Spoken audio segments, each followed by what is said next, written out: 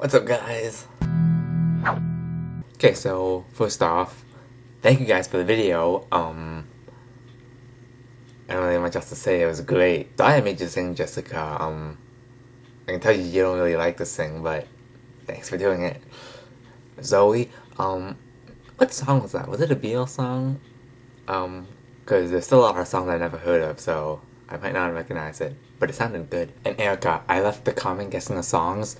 How many of those did I get right? Second off, remember last week when I recommended a channel, X Perpetual Motion? Her name was Karen. I said if you didn't know her, you might know her as the girl who made Nerdfighter wallets. Well, on Tuesday, on my birthday, I got this in the mail. And she sent me this, which I think is fantastic. And all that. She also sent me this, which if you watch your channel, you would know basically about it, but in any case, you can tell it's awesome.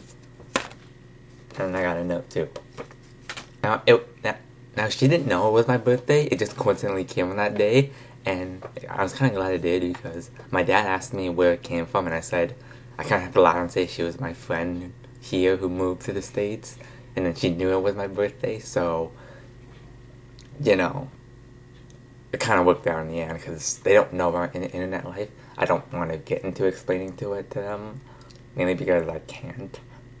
So, I'm glad it worked out. To the theme, my childhood, I wouldn't call it bad, but there are definitely things that I kind of wince at actually there are a lot of things that I wince at when I think back about it, which is very often, because it makes up more than half my life. I guess I'll start with a funny event. Okay, when I was young, my parents told me that if I swallowed a seed, I would die. I don't know why they told me that, probably because you're not supposed to eat seeds and they thought that would keep me from it, which it did.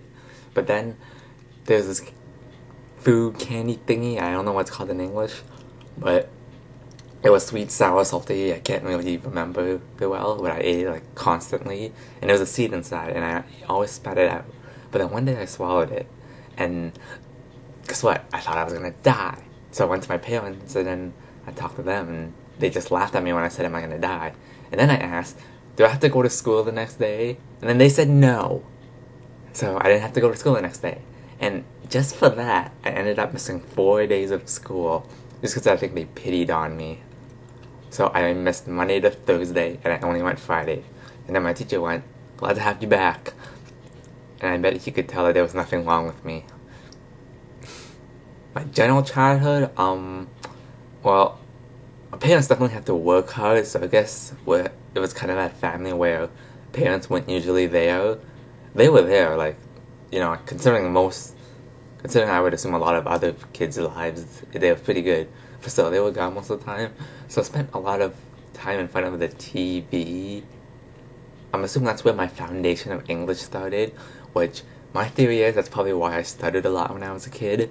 Yeah, I mean, even though I learned most of my English in school probably, TV as a foundation in English, probably not the best idea. In terms of school, yeah, I didn't bother to do very well, mainly because I didn't learn anything.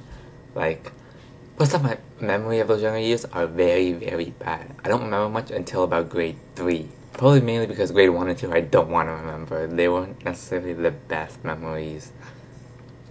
But yeah, like, I didn't understand anything.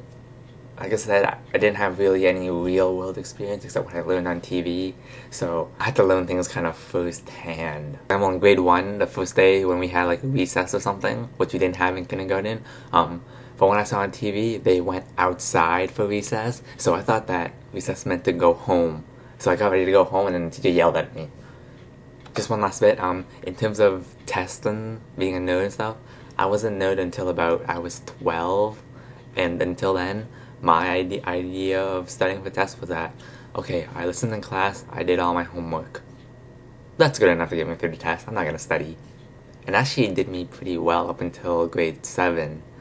I got B's and C's, which weren't too bad. In grade 7 I started studying because there's nothing else to do at recess, so yeah, I'll see you tomorrow.